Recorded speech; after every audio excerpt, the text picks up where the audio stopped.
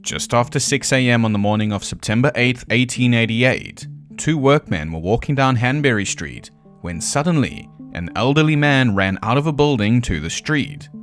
The elderly man looked at them and said, quote, "Men, come here." The elderly man then took these guys over to the mutilated body of the second Jack the Ripper victim, Annie Chapman. Welcome to part 3 of Jack the Ripper and the Whitechapel Murders. Today we're going to cover Annie Chapman and the infamous Dear Boss letter. And guys, let me tell you that shit starts getting really weird when you get into the details of Annie Chapman's murder. I didn't do the strong language and graphic content warning yet. Viewer discretion is advised, and when you see this countdown thing, that means you're about to see a photo of a victim.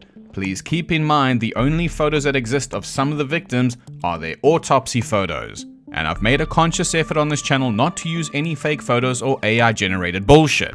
So I do apologize that there's nothing to show you. But hey, at least the B-roll's pretty. Alright, last time on The Mystorian, Coroner Baxter dismissed the possibility that Mary Ann Nichols' murder was connected with the two previous Whitechapel murders of Emma Smith and Martha Tabram. And he came to this conclusion because the lethal weapons were different in those cases, and neither of the earlier cases involved a slash to the throat. This means that we've now got a new killer on the loose, and his name is Twat the Ripper. Now, as I've mentioned before, the biggest problem with the Jack the Ripper mystery is figuring out for sure which ladies this piece of shit killed. The only way that we can link them is with patterns. Some researchers and some dickheads like myself believe that Martha Tabram was the first Ripper victim, even though the weapons used were different. Now, admittedly, that might not make sense, but something interesting to note is that Martha Tabram's dress was raised above her midsection, but she was not sexually assaulted. This is only seen with the other 3 confirmed Jack the Ripper victims, and not seen with the other random murders at the time. Now, Mary Ann Nichols, the first canonical victim, was strangled and then killed by 2 quick slashes to the throat, then mutilated and disemboweled. Martha was killed by overkill. 39 stab wounds to all her vital organs, but as previously speculated, if Martha Tabram was the first Ripper victim, Jack the Ripper just may not have perfected his modus operandi yet. This has been observed in many serial killers. It would not be odd for this to be the case for Twat the Ripper as well. Alrighty, recap over. Now, after the murder of Mary Ann Nichols, Detective Walter Dew noted that this murder in particular caused widespread as an increasing number of reports of serious attacks on people who are literally being eaten alive. A mob then attacked the Commercial Road police station, suspecting that the murderer was being held there. The good people of Whitechapel wanted to, kill Jack the Ripper, but the police didn't have him. Then a member of the Parliament for Whitechapel offered a £100 reward for anyone who could give information that led to an arrest of Jack the Ripper. £100 would roughly be about £14,000 today. Things then just kept escalating because rumors began that the attacks were Jewish ritual killings, which led to anti-Semitic protests. Some local residents also founded the Whitechapel Vigilance Committee, and as an interesting side note, Joseph Barnett was a part of this committee, and this Vigilance Committee was under the chairmanship of George Lusk. They also offered a reward for the apprehension of the killer, something that Scotland Yard refused to do, because they believed that offering such a reward would lead to them receiving false and misleading information. Scotland Yard did, however, put 2 private detectives on the case. A guy named Robert Anderson, who was the second assistant commissioner, was then appointed head of the Crime and Investigation Division on September 1st, the day after Mary Ann Nichols' murder. Scotland Yard's other guy was Superintendent Thomas Arnold, who was in charge of the Whitechapel Division and just decided on September 2nd that he was gonna take leave. Yeah, amidst this mob attacking the police station, anti-Semitic protests, a serial killer being on the loose, this guy just decided fuck it, and he just went on leave. Robert Anderson must have felt some sort of FOMO because he also decided, you know what, fuck it, and he went to Switzerland on September 7th for sick leave. Must have been very fucking sick. Now, needless to say, Robert Anderson's absence left everybody confused, and led Police Chief Sir Charles Warren to appoint another Chief Inspector named Donald Swanson to coordinate the investigation for Scotland Yard. Now, during all of this bullshit, on September 8th, 1888, The mutilated body of a fourth Whitechapel victim and the second canonical victim, Annie Chapman, was found on the ground near a doorway in the backyard of 29 Hanbury Street, Spitalfields. Now, where exactly would that be? Just ignore that it says Mary Jane Kelly on the map, because Annie Chapman was actually staying at 35 Dorset Street at the time. Kelly's pin is at 26 Dorset Street. Now, not as much is known about Annie Chapman's life as is known about Mary Nichols' life, but Annie was born Eliza Ann Smith in Paddington on September 25, 1840. She was the first of 5 children born to George Smith and Ruth Chapman. Her sisters' names were Emily, Georgina, and Miriam. George Smith was a soldier, and Annie's early years revolve around her father's military service in London and Windsor. After Annie's parents got married after the birth of their second child, Ruth and George then relocated to Berkshire, and George became a valet. Now, census records from 1861 indicate that all members of the Smith family, except Annie, had relocated to the parish of Clewer. Annie is believed to have remained in London, possibly due to her employment commitments as a domestic servant. Annie's father, George, then became the valet to Captain Thomas Naylor Leland of the Denbighshire Yeomanry Cavalry. What? On June 13, 1863, George accompanied his boss to a horse racing event. He then lodged with his boss at the Elephant and Castle in Wrexham, and sometime that evening, George Smith forfeit the game by cutting his own throat. And everything was sounding pretty pleasant up until now. Now, contemporary accounts describe Annie Chapman as an intelligent and sociable woman with a weakness for alcohol, particularly rum. This seems to be the case with most of the Jack the Ripper ladies. An acquaintance of Annie's described her as very civil and industrious when sober, but then said, "I have often seen her the worse for drink." According to Annie's brother, Fountain Smith, Annie first took a drink when she was quite young. And you can't make this stuff up. A guy named Fountain talking about drinking. Yes, I know. They say small things amuse small minds. Anyway, Fountain says that Annie quickly developed a weakness for alcohol, and although both he and 2 of his other sisters had persuaded her to sign a pledge to refrain from consuming alcohol, she was tempted and fell, despite the over and over efforts of her siblings trying to dissuade her. Then on May 1st, 1869, Annie would marry John James Chapman, who, by the way, was related to her mother. Well, fuck. This story just keeps getting worse. The couple would go on to have 3 children, Emily, Annie, and John. And John was born crippled. Now, although Annie struggled with alcoholism as an adult, she had reportedly gotten control of it by 1880. However, her son's disability is believed to have contributed to her gradual reversion to alcohol dependency. Annie and John would try to find medical help for their son John at the London hospital, before later placing him in the care of an institution for the physically disabled close to Windsor. Then in 1881, the Chapman family relocated from West London to Windsor, where John Chapman took a job as a coachman. The following year, their daughter, 12-year-old Emily, died of meningitis on John's 2nd birthday. Wow. This story just doesn't know how to stop being shit. Following the death of their daughter, both Annie and her husband John started drinking heavily. Over the following years, she is known to have been arrested on several occasions for public intoxication. Eventually, Annie and her husband John separated by mutual consent in 1884. John Chapman retained custody of their daughter Annie, while Mama Annie relocated to London. John was obliged to pay her a weekly maintenance of 10 shillings, but 2 years later, in 1886, John Chapman had to resign from his job because his health was declining. He then moved to New Windsor, and then he would die of liver cirrhosis. As a result of this, the weekly maintenance payments to Annie Chapman stopped, and the man that she was staying with in Whitechapel broke things off with her. It's unclear if the guy that she was staying with kicked Annie out because she stopped receiving this money. Maybe, maybe not, who knows, it's just speculation. But one of Annie's friends said that she became so depressed after the separation, she seemed to lose her will to live. No shit, man. I am getting depressed just fucking reading this. Okay, now this next bit of backstory is quite important, for the reason that I told you Joseph Barnett was known to hang out at the corner pub called the Britannia when Mary Jane Kelly was working. They also used to go there before Joe Barnett lost his job, by the way. The Britannia was right there by the room they rented. Now by May or June 1888, Annie Chapman moved into the Crossingham's lodging house at 35 Dorset Street, which was literally 9 houses down from Mary Jane Kelly and Joseph Barnett at 26 Dorset Street. Now 8 days before Annie Chapman's murder, she had a fight with a fellow Crossingham's lodging house resident named Eliza Cooper. The two were reportedly rivals for the affections of a local hawker named Harry. A hawker is like a street vendor.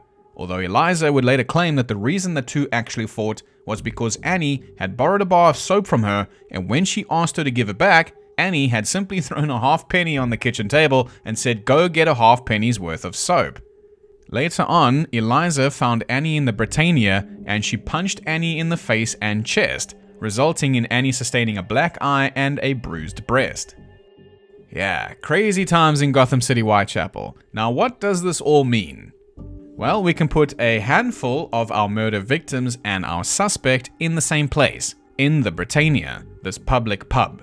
Now sure, just because they all went to the same pubs doesn't mean that they know each other. It's just another coincidence in the Jack the Ripper mystery, right? Well, there's going to be a shitload more coincidences in a little bit. Now on September 8th, 1888, according to the lodging house deputy Timothy Donovan and the watchman John Evans, just a little after midnight, Annie returned to Crossingham's, but she didn't have enough money to pay for her nightly lodging. So she just chilled in the kitchen and drank a pint of beer with a fellow lodger named Frederick Stevens.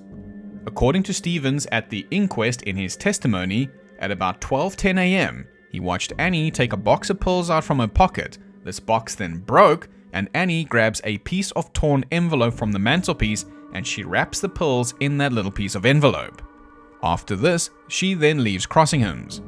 Then at approximately 1:35 a.m., Annie comes back to the lodging house with a baked tater.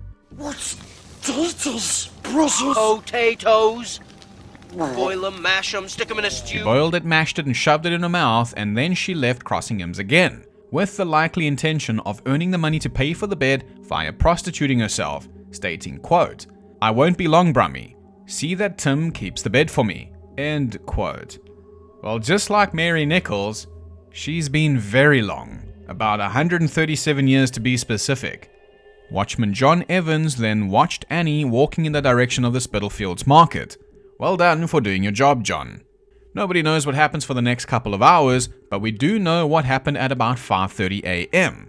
A lady named Elizabeth Long testified that she saw Annie Chapman talking with a man in the backyard of 29 Hanbury Street. Now, Elizabeth described this man as being just over 40 years old, slightly taller than Annie Chapman, had dark hair, and a foreign, shabby, genteel appearance. He was wearing a brown low-crowned felt hat, sometimes described as a deerstalker hat, and a dark coat. Now, according to Elizabeth, this man had asked Annie, "Will you?" To which Annie replied, "Yes." Now, Elizabeth Long was pretty certain that this was Annie Chapman, and she was also pretty certain about the time of the sighting, because she had just heard the chiming of a nearby clock strike the half hour. If she is not mistaken, then she almost certainly saw Annie in the company of Twat the Ripper. Unfortunately, she just didn't get a better look at this fucking guy. Then just a little bit before 6 a.m., the elderly resident of 29 Hanbury Street named John Davis came downstairs and opened the back door to the yard, and he found Annie Chapman lying at the base of the steps. John Davis then shit his pants, turned the other way, and ran out the front door onto the street, where he saw the two workmen walking along Hanbury Street. He then shouted, "Men, come here," and they followed him back to the body of Annie, and then all three of them ran down Commercial Road to find a constable. At the corner of Hanbury Street, they found Divisional Inspector Joseph Chandler, and they told him another woman has been murdered. Chandler then said, quote, Oh, murder. Change the fucking record. Thank you, man. Nah, he's not actually quoted as saying anything. Quite a boring fella. He just followed the men back to Annie's body and then requested the assistance of the police surgeon, Dr. George Bagster Phillips. Bagster, as I like to call him, then arrived at approximately 6:30 a.m. Now, Bagster over here quickly established a link between this murder and Mary Ann Nichols, because just like in the case of Nichols, Chapman had also suffered 2 deep slash wounds to the throat, inflicted from the left to the right. She had also been disemboweled and her abdomen had been cut entirely open. A chunk of flesh from her stomach was even placed upon her left shoulder, and another section of skin and flesh, plus her small intestines, were removed and placed above her right shoulder. Now, I just want to point out that this is fucking weird. The fuck is Twat the Ripper doing? Is he trying to summon Bagagwa? Merv, are you summoning the great Bagagwa? Don't summon Bagagwa. Yeah. Misty and myself love this cat. Merv just cracks me the fuck up. Sorry, I just needed to distract myself for 1 second from this brutality. Where was I?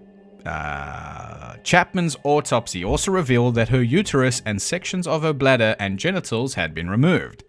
Now, I know that there are too many details to keep track of across this series, so let's do a quick recap.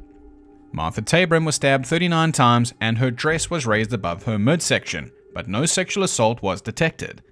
Mary Ann Nichols was strangled and then killed by 2 slashes to the throat from left to right. Her abdomen had been sliced open, disemboweling her, and her dress was raised above her midsection, but no sexual assault was detected. Annie Chapman was strangled and killed by 2 slashes from the throat inflicted from left to right. Her abdomen had been sliced open, disemboweling her, and her dress was raised above her midsection, but no sexual assault was detected. Some of her organs were missing, and chunks of flesh were placed above her shoulders. Now, hypothetically, if Martha is the first victim, we can clearly observe that Jack is ramping up the mutilations. But now what is very fucking weird is what's found around Annie Chapman. Again, hypothetically for the sake of conversation, if this is the same killer, he hasn't rummaged through the victim's possessions before. But now in the case of Annie Chapman, she seems to be the only victim where her belongings or possessions are strewn about her. Whether Twat the Ripper rummaged through her belongings or not is unclear, and if he did, nobody knows why. Some people think that Jack arranged her things around her in some sort of cryptic fashion, and some people think that she was wearing like pouches or pockets inside her clothing that tore or broke when Twat attacked her and then her things just flew everywhere.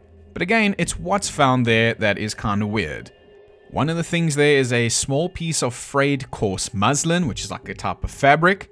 Another thing is a comb, like a comb for your hair, and then that section of torn envelope that she used to carry her pills for her lung condition. Now, the man that saw her take this torn section of envelope from the mantelpiece testified that it looked the same as when he saw her take it as it did at the inquest, meaning that it doesn't look like Twat the Ripper ripped up this envelope. However, what is visible on this envelope is this. Where the envelope was torn is right through the beginning of the return address on the envelope. Now, this is also handwritten, it's not typed or punched or how would they have done a typewriter back in those days. Now, along with that is the logo of the Sussex Regiment. Now, according to a comment on Casebook from the user Tom Sorp, quote, researcher Mark King, who is doing significant research on Mary Kelly, does add one tantalizing tidbit to the significance of the envelope. Writing in Ripperana number 14, he suggests that the envelope may have originally belonged to Mary Jane Kelly. Remember that Miller's Court was directly across Dorset Street from Crossingham's, in which Annie lived. There is little doubt that the envelope was the one which Annie was reported to have placed her pills in on the night of her murder, after the pillbox broke in the kitchen of the lodging house. The scrap of envelope was on the mantel over the fireplace. The kitchen of the lodging house was the common room, a room where lodgers cooked their meals and socialized, and it is certainly not beyond the realm of reason to assume that Mary Jane Kelly may have visited acquaintances at Crossingham's from time to time. Obviously then, these visits would have taken place in the kitchen. Mark King states that Kelly's father was living in London in 1888 and was drawing a pension from the Sussex Regiment. For this reason and those above, he suggests that the entire address on the envelope may have read, quote, Mary Jane Kelly, 26 Dorset Street, Spitalfields. Now again, I have tried to ground this YouTube channel in reality, and I feel like this shit is full tinfoil hat. And you should never go full tinfoil hat. There is no coming back. However, according to Dr. Frederick Walker on Casebook once again, the address on the envelope could have also read, quote, Miller's Court, 26 Dorset Street, Spitalfields. Now, the thing is about this is both of these addresses are compatible with Mary Jane Kelly's, and not to mention the Sussex Regiment logo is stamped on it too. The significance of this is that there are no other suspects or even victims, according to Dr. Frederick Walker, that can complete this address. Does this mean that Mary Jane Kelly definitely knew these other women? No. Does it discount it? No. 80% to 90% of murders are committed by someone known to the victim, with a substantial portion involving a partner or family member.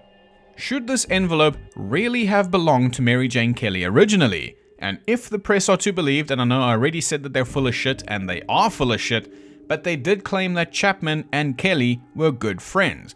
No idea if that's true, but it's quite possible that they knew each other. Especially if Mary Jane Kelly's envelope is inside Crossingham's. Also, they frequented the same pub, the Britannia. Now, if Kelly and Chapman were friends or acquaintances or just knew each other in passing because she went to Crossingham's and she was there and she said, "Oh, hello, Annie," that does link Joseph Barnett, even if it's just a friend of a friend situation.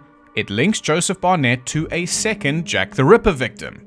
Now, I'm sure that's just a coincidence, but even more interestingly, author Bruce Paley claims that Mary Jane Kelly and Joseph Barnett lived in adjoining rooms with a lady named Catherine Eddowes, another Jack the Ripper victim. This means that Joseph Barnett possibly knew 3 out of the 5 Jack the Ripper victims. Now, does this mean that Joseph Barnett was Jack the Ripper? No. It's probably a coincidence. According to Casebook yet again, every year during the season, Catherine Eddowes and her common-law husband John Kelly went hop-picking. Just a couple days before her murder, she came back early from the countryside. She then went to a common lodging house called the Casual Ward, where the superintendent said that she was well known there, but this was the first time that she had been back there for a long time. Catherine Eddowes apparently told him that she came back to earn the reward offered for the apprehension of the Whitechapel murderer, because she thought she knew him. The superintendent then warned her to be careful that Jack the Ripper didn't murder her, to which Catherine Eddowes replied, "Oh, no fear of that." Now, granted, there is no corroborative evidence for this story and it should be treated with a great deal of skepticism, but apparently, Eddowes either said or somehow inferred to a pensioner that she believed the killer was Joseph Barnett, by either mentioning his name or saying that it was her neighbor or whatever. That's either bullshit or just another coincidence, I'm sure. Anyway, back to the crime scene now. A leather apron was also found near Annie Chapman's body, and this leather apron turned out not to belong to our Z-grade DC villain Leather Apron, aka John Pizer, but this apron belonged to a guy named John Richardson. And if you're wondering, who in the blue hell? The apron had been placed there by his mother, who had washed it on September 6th. John Richardson, though, was investigated quite thoroughly by the police, but was eliminated from the inquiry. Nonetheless, press reports of the discovery of this apron fueled local rumors which had been first published in the Star on September 4th, following the murder of Mary Ann Nichols, that a Polish Jew known as Leather Apron was responsible for the Whitechapel murders. We know now that he probably wasn't. Moving on now to the autopsy and the inquest. Now, just like Mary Ann Nichols, Annie Chapman's throat had been cut from left to right so deeply that the bones of her vertebral column had scratch marks. Annie Chapman's protruding tongue and swollen face led Dr. Baxter to believe that she may have been asphyxiated with the handkerchief that was found around her neck before her throat was cut. And just like Coroner Edwin Baxter, Dr. Baxter, okay, I realize these names are going to be confusing now. Let me just use his real name. Dr. George Baxter Phillips was of the opinion that the murderer must have possessed some anatomical knowledge, because Twat the Ripper somehow sliced out Annie's reproductive organs in a single movement with a blade about 6 or 8 inches long.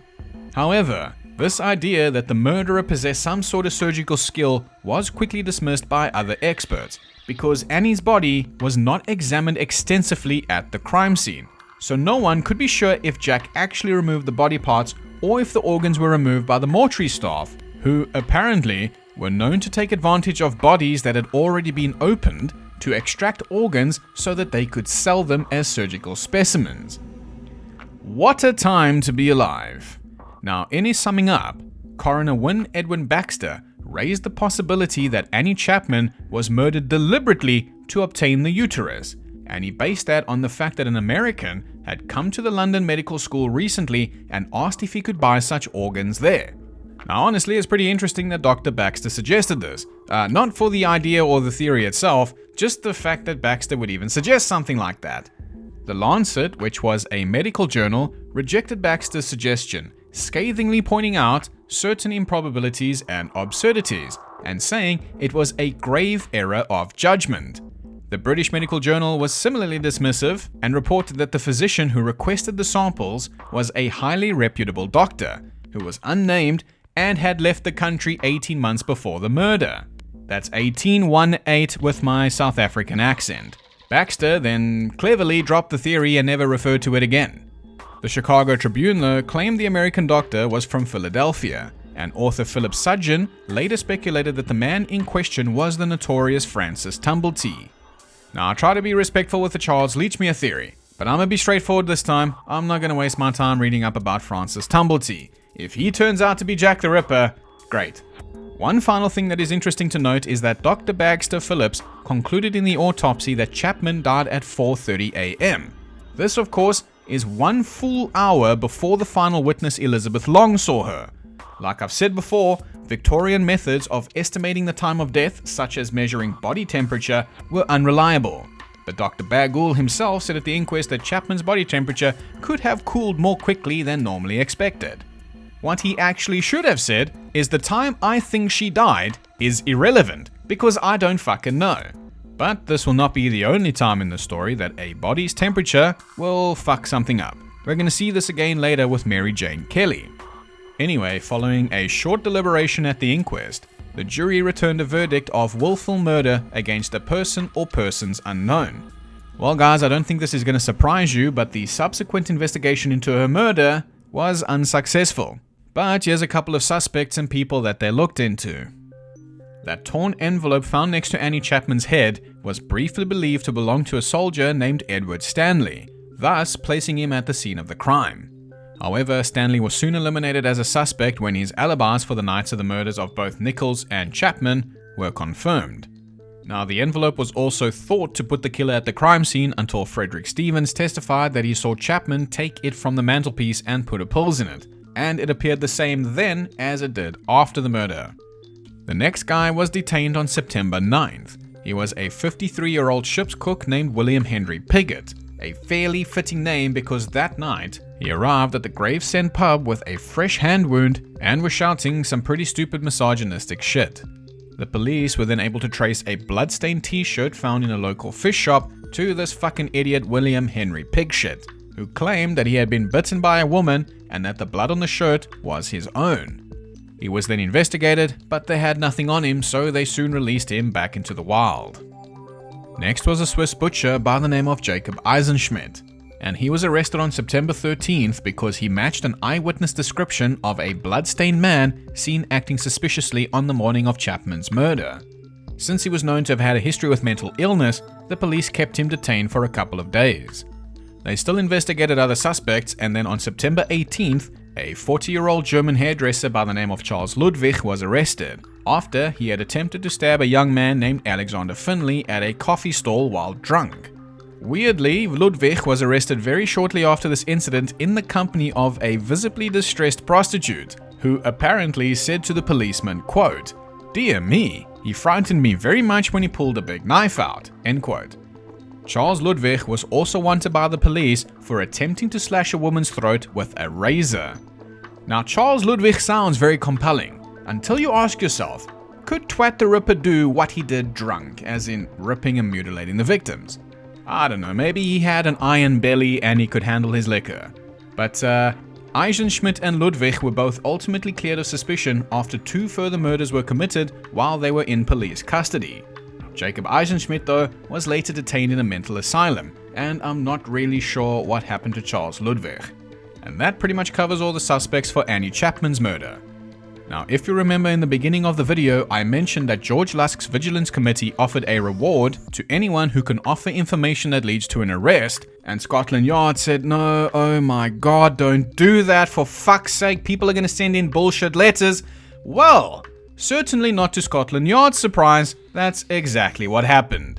Tons of letters started getting sent into the police station and news agencies, claiming to be from Twat the Ripper. Most of them being easily ruled out as hoaxes. However, this one stood out. On September 27th, the Central News Agency received this letter written in red ink saying, quote, "Hold on, I just got to imagine what Jack the Ripper might have sounded like." Alright. Dear boss, I keep on hearing the police have caught me, but they won't fix me just yet. Now, I'm pretty sure that's how he sounded, but let's do the letter properly. Dear boss, I keep on hearing the police have caught me, but they won't fix me just yet. I have laughed when they look so clever and talk about being on the right track. That joke about leather apron gave me real fits. I'm down on whores and I shan't quit ripping them till I do get buckled. Grand work the last job was. I gave the lady no time to squeal. How can they catch me now? I love my work and I want to start again. You will soon hear of me with my funny little games. I saved some of the proper red stuff in a ginger beer bottle over the last job to write with, but it went thick like glue and I can't use it. Red ink is fit enough, I hope. I imagine it's a pretentious laugh. The next job I do, I shall clip the lady's ear off and send to the police officers just for jolly, wouldn't you? Keep this letter back till I do a bit more work, then give it out straight. My knife's so nice and sharp, I want to get to work right away if I get a chance. Good luck. Yours truly, Jack the Ripper. Don't mind me being cringe and giving myself a nickname. P.S. I have no friends to do that for me. Wasn't good enough to post this before I got all the red ink off my hands, curse it. No luck yet. They say I'm a doctor now. Haha. This motherfucker is like the Joker. And not the cool version of the Joker either. Not the Heath Ledger version. He's the Jared Leto version. The version that was so fucking cringe we nearly all died of secondhand embarrassment. That's Jack the Ripper. Now, initially, this letter was considered a hoax. Until the next two victims of Jack the Ripper were found. Now guys, I am going to cover the double event more thoroughly in the next episode. But just to give you a prelude of it, 3 days after this letter, the Dear Boss letter was sent in on September 30th, 1888. The body of the fifth woman and third canonical victim, Elizabeth Stride, was found at about 1 a.m. in Dutfield's yard, inside the gateway of 40 Burner Street, which has since been renamed to Enrique Street. She was lying in a pool of her own blood, and the cause of death was a single clear-cut incision, measuring 6 inches across her neck, which had severed her left carotid artery and her trachea. Nothing was noted about her dress being raised or not, and her body was otherwise unmutilated. Now, Elizabeth Stride is where things get complicated, because she does not fit the typical pattern, but she was killed in the middle of Twat the Ripper's reign of terror. So either Jack was disturbed before he could mutilate her further, possibly by the guy that found her body, or this was not done by Jack the Ripper. Some experts argue that Stride's murder was not connected due to the fact that the body was unmutilated. Not only that, but it was also the only murder to occur south of Whitechapel Road, and according to the coroner, the blade used was also quite different. So all fair points, but I'd also like to point out that there's no mention about the dress being raised over her waist. Therefore, some experts consider the similarities in the case distinctive enough to connect Stride's murder with Emma Smith and even Martha Tabram. And some experts consider Martha Tabram's murder more similar to Nichols, Chapman, and Eddowes. Once again, no one can say for sure. It's like Sudoku, but there's no fucking givens. It's just an empty grid. That's a perfect analogy for the Jack the Ripper mystery. Anyway, 45 minutes later, at about 1:45 a.m., and a 12-minute walk away from where Stride was found to the southwest corner of Meter Square, the mutilated body of the sixth woman and fourth canonical victim, Catherine Eddowes, was found by Constable Watkins. Now, when she was found by PC Watkins, she had been dead for approximately 10 minutes. Once again, this is based on touching the skin. The cause of death was a slash to the throat inflicted from left to right with a sharp pointed knife at least 6 inches long, or 15 centimeters long. Her face and abdomen were also mutilated, and her intestines were drawn out and then placed over her right shoulder. Her left kidney and most of her uterus were also removed. Now remember the left kidney because it will be important. Now her autopsy also states, quote, "The lobe and auricle of her right ear were cut obliquely through." Now apparently the piece that was cut off was found inside her own clothing. And finally, her dress was raised above her midsection, leaving her lower body exposed. However, no sexual assault was detected. At the inquest of Eddowes' death, a new examining pathologist named Dr. Frederick Gordon Brown also said that he believed the killer had considerable knowledge of the position of the organs, and based on the position of the wounds on the body, he could tell that the killer had knelt to the right of the body and worked alone. However, other medical experts and doctors also looked at the wounds and said, "Dr. Brown, are you out of your mind?" That is to say that they disagreed with him. Now, I'm on no one's side, but have you ever watched Botched or Dr. Yun? Even surgeons today fuck up from time to time, and considering the fact that Jack is getting his jollies at the same time, his work could look rather sloppy, like a Van Gogh painting. This is one of his most famous works, Wheatfield with Crows. At first glance, it's a simple rural scene, but look closer and you'll see it's actually very badly made. Look at those strokes. They're sloppy. It's like he painted it wearing boxing gloves.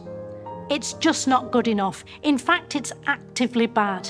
Van Gogh's life, and by extension our world, would have been improved if he'd never painted anything. Not even a bog door in a home for the blind. Either way, the murder of Eddowes does seem to fit the pattern of Twat the Ripper. What we can say for sure is that the murders of Mary Ann Nichols, Annie Chapman, and Catherine Eddowes were most likely committed by the same piece of shit.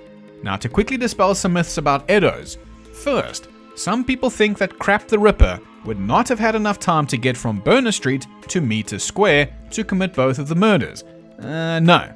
Theoretically, he would have had more than enough time. He could have even stopped for a pint at the pub. Secondly, some people believe the rumors that there was some shawl found by her body that had the DNA of the killer on it. Let me just say that in the very long list of her belongings, there is not a single mention of a shawl being found on or near her body. If you have no idea what I'm talking about, that's actually a good thing, because that only means you never wasted your time reading or listening to the bullshit about the shawl. Alright, let's not get too far ahead of ourselves because we'll cover both Eddowes and Stride more in depth next time. But I did promise last time that I'll tell you who actually sent in the Dear Boss letter. Now, due to the so-called double event, which was the murder of Stride and Eddowes, the police were kinda scratching their heads now about whether the Dear Boss letter was in fact sent by the real Ripper, because of his threat to snip his next victim's ears. Then on October 1st, the Central News Agency received the Saucy Jackie postcard. It read, quote, "I was not codding dear old boss when I gave you the tip. You'll hear about Saucy Jackie's work tomorrow. Double event this time. Number one squealed a bit. Couldn't finish straight off. Had not time to get ears off for police. Thanks for keeping the last letter back till I got to work again. Jack the Ripper." Sounds pretty convincing, right? Yeah, and it has been argued that this postcard was sent before the murders were publicized, eliminating the possibility of it being a hoax. However, it has also been argued that this letter is bullshit. And as it turns out, they were bullshit. They were both bullshit. The Saucy Jackie postcard and the Dear Boss letter I read you earlier were both written by journalists who worked at the Star. This fucking newspaper that made all those anti-Semitic crude jokes about Leather Apron, and they made these Jack the Ripper postcards and letters to sell more newspapers to keep the fucking newspaper from going out of business. So how do we know this? Well, the journalist who worked at the Star, his name was Fred Best, he admitted it. He claimed that he and a colleague had written all the letters signed Jack the Ripper. Even science and further testing seemed to support this, because in 2018, a forensic linguistic analysis found strong evidence suggesting that the Saucy Jackie postcard and the Dear Boss letter were written by the same person. But as with anything and everything else, take this with a massive grain of salt. Fred Best admitted this already in 1931, but some people still think that this is a legit letter. Fair enough. I don't know why he would come out and admit it if it wasn't true, because it's kind of a shit thing that he did. But, that said, the one letter that people have had an incredibly hard time dismissing is the From Hell letter. The letter that came with a piece of, apparently, Catherine Eddowes' missing kidney. Whether this one was a hoax or not, no one can say for sure. But anyway guys, this video is dragging on a bit, so we'll call it here for now. Next time we'll take a deeper look into the double event as well as the life and death of Elizabeth Stride and Catherine Eddowes. Until then, you can leave your thoughts and theories in the comments, like the video, subscribe for more, and I'll see you in part 4. Thanks for watching.